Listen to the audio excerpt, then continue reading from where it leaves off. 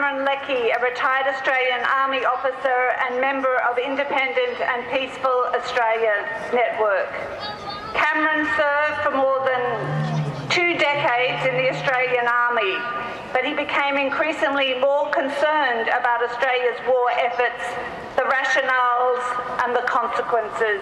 Please welcome Cameron.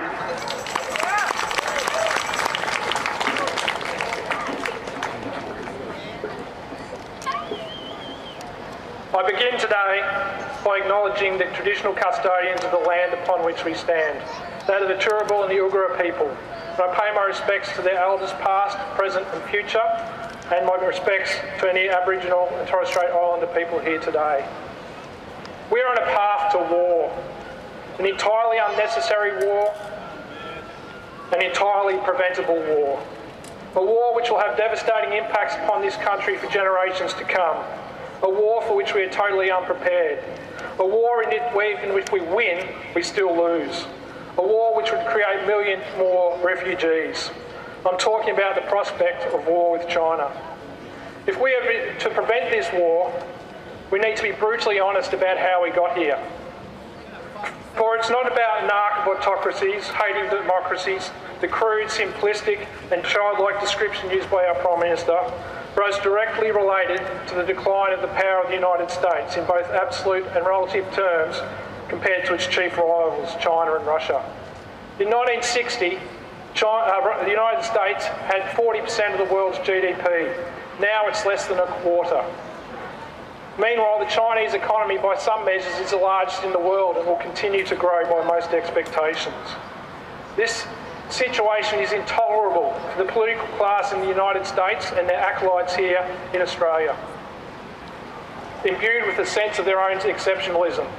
Rather than acknowledge that modern history is a story of the rise and fall of great powers and work out how the United States can still manage its enormous economic potential through coming with a modus vivendi with China, what they have taken is a maximalist position where they must contain China. Indeed, it appears the United States would rather destroy large parts of this world rather than be in a world where they are the dominant force. This is nihilism at its worst. Which brings me to the Ukraine. For what is happening in Ukraine is a case study of what could happen here if we don't find an off-ramp to this conflict. For decades, numerous US officials warned that expanding NATO was a bad idea. Russia warned of this too, and its red lines. Yet NATO expanded right up to Russia's borders. This resulted in the first war against NATO expansion in Georgia in 2008. It resulted in the second war of NATO expansion in the eastern Ukraine and in the Crimea in 2014. And now Russia is fighting the third war against NATO expansion, which the people of Ukraine are paying a very, very bitter price. This does not, of course, justify in any way, shape or means Russia's actions, but we must learn from it. China has red lines as well, particularly with regards to the declaration of independence by Taiwan. Despite on the surface the United States still recognising the one China policy, the United States is antagonising China over Taiwan. It continues to arm it, it continues to train its military, it continues to give it political support. In short, the United States is playing with fire.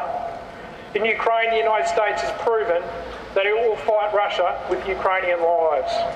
It will no doubt also fight China with Taiwanese lives, and if we don't stop it, Australian lives as well. There is no good outcome for a war with China. We have actually boxed ourselves into a lose-lose situation. For if China is to lose this war, we've undermined the major engine of global economic growth, which will collapse our economy as well, which could only be called a Pyrrhic victory. And if China was to win this war, which most war games in the United States suggest would be the likely outcome, then the best Australia can look forward to is a century of humiliation, just as the Chinese suffered after the Opium Wars. We must stop this war from happening, not just out of moral reasons, not just out of ethical reasons, but because of our own self-interest. For this war would be unlike any previous experienced by Australia. We'll suffer mass casualties amongst the military. We'll likely be attacked by missiles against which we have no defence. And our society will grind to a halt as the constant stream of imports, of which we rely upon from China, which cross the South China Sea, grind to a halt. So how do we find an off-ramp? Firstly, we need to expose the China threat narrative for what it is. It is a tool to instill fear. It is a tool to cover up the domestic failures of our government. For those that believe that China is a threat should consider they haven't been in a war since 1979 and they've lifted hundreds of millions of people out of poverty in that time. Meanwhile, our good allies, the United States, has constantly been in war, its infrastructure is crumbling and its living standards are tumbling. Why would China risk a war and undo all this work through military adventurism? It just doesn't make any sense. Secondly, we need to realise it doesn't matter how much we spend on defence, we cannot deter China. Yet every dollar we increase in military expenditure is one that doesn't go to our health system, which is already under enormous stress from COVID. It doesn't go to our education system. It doesn't help close the gap for Indigenous Australians. It doesn't help support refugees and other humanitarian activities. It doesn't help us with the transition to renewable energy and addressing the other existential environmental challenges that Australia and the world faces. Thirdly, we need to rid our diplomacy of its khaki tinge. The Australian Strategic Policy Institute, an institute that's funded by foreign governments and arms manufacturers, has way too much say in our foreign and defence policy.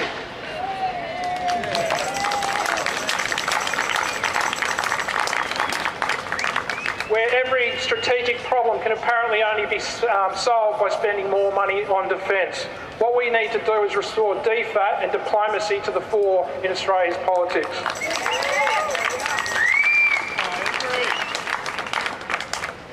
Fourth, we need to remove the power for Australia to go to war overseas from the hands of the Prime Minister or the Executive.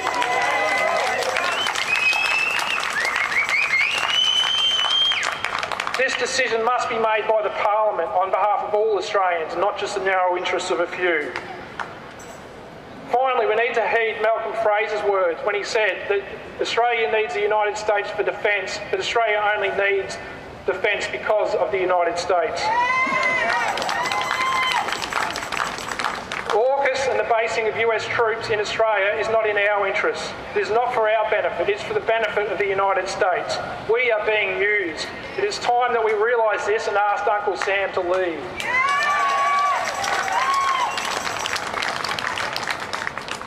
Australia is a wealthy country. We are resource rich, we've got a highly educated population and our geography is extremely favourable.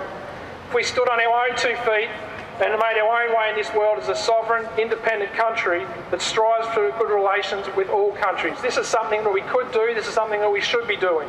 We don't need war, but war is likely coming if we don't change direction. Now obviously the election is being called today. Every single promise that every single politician makes counts for nothing if we end up in a war. We need to stop this before it starts because once the dogs of war are unleashed, it's far too late for anything good to happen in this world. Thank you.